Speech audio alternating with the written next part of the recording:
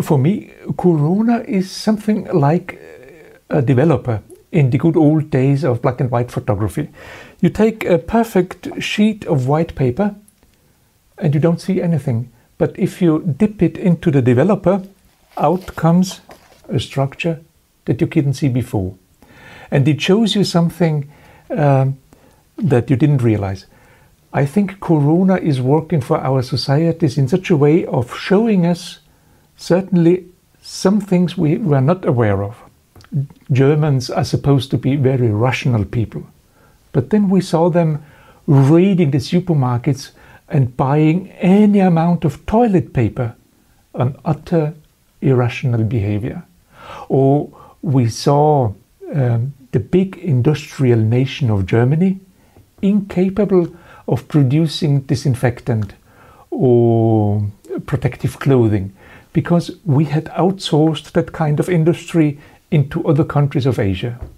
So we had to discover that our national system of providing basic staples is not working.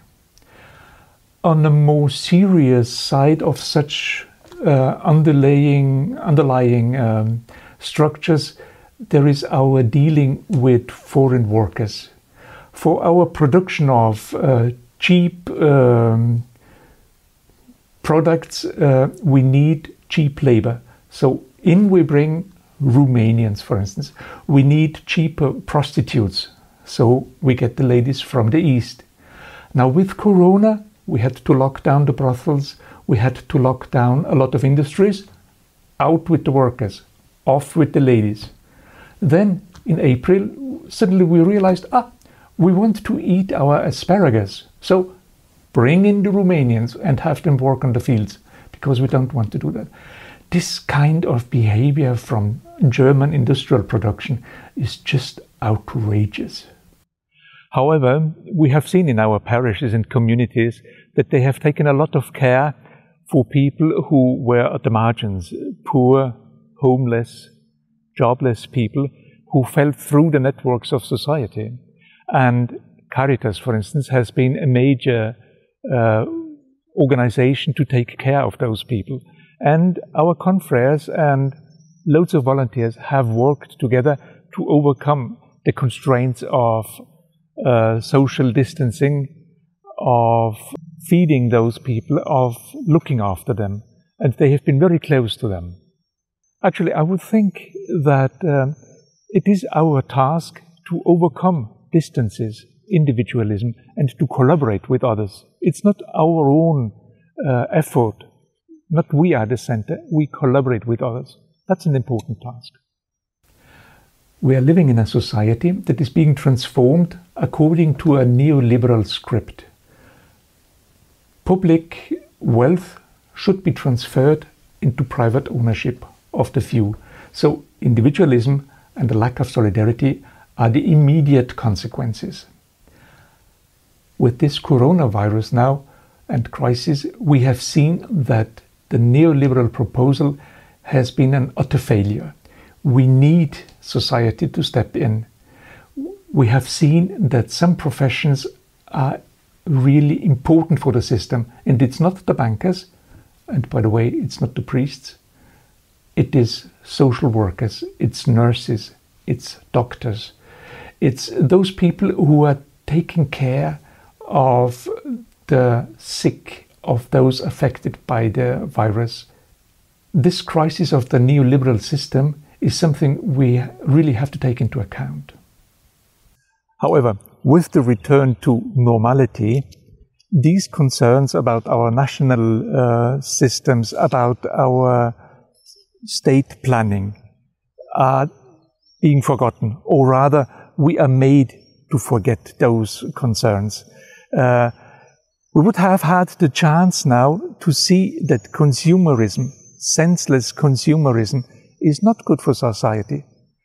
But state and our government is bringing us back into the shopping malls. We should go again for crazy shopping.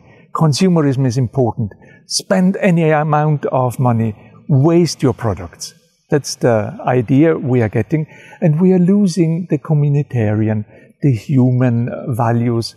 We are made to forget that we have a different way of living, and that our living and the sense of our living is not going to come through consumer products, through our leisure culture, through our entertainment industry. We have had a little chance of looking at a different sort of behavior, of being together, of sharing. That is something we should keep in mind and we should foster. It's the community, it's human relations. It's not going through the products, it's the personal relationship. I think it's fascinating to see how quickly we could dismantle a couple of very important structures and procedures in our church. Take, for instance, the sacraments. We reduced them to very few, and we could do without transubstantiation, we could do without the community, we could do without the Sunday Mass obligation. We transformed all that into a virtual showing where one priest is becoming the center. So we are returning to very old sorts of understandings with sacrifice at the center. It looks to me as if the more sophisticated the technical means, the more conservative the content. Strange, isn't it? Our faith is not an individualistic affair. We are a fellowship. We are a community. And that is something not only for our religious community, that's something for the church altogether. We come together, we need physical contact, and we have to move out of that kind of I'm going to get what I need at this moment, any time, whenever it's in the internet. Faith is not the virtual performance of some ritual for the personal feeling good. It's sticking together, it's being a community, it's taking care, it's being in touch with each other. That's the fellowship. That's our discipleship of Jesus Christ. Church has opted for complying with prescriptions for public order, and that's fine. Politicians have opted for some things like social isolation and distancing, but they did not take into account, or they regarded it less important, for instance, that children now are learning that meeting with others is probably very dangerous. You have to keep your distances. Maybe that is going to be a major problem in the future. But at this moment, church is going along with the politicians and with public order. And we are not taking care of our own values, of being close together, of growing up together, of learning social commitment and community. Of course, we must recognize that politicians and civil servants have a very heavy burden on them, because they have to take decisions for the well-being of the society, but they don't have a secure basis in scientific data. Still, they have to decide, and they are deciding. So we should stick with them, pray for them, support them.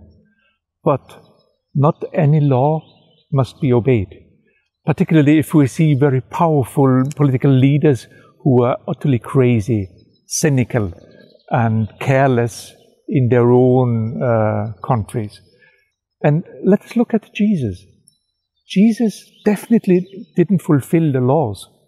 He broke the laws. It was absolutely forbidden to touch lepers.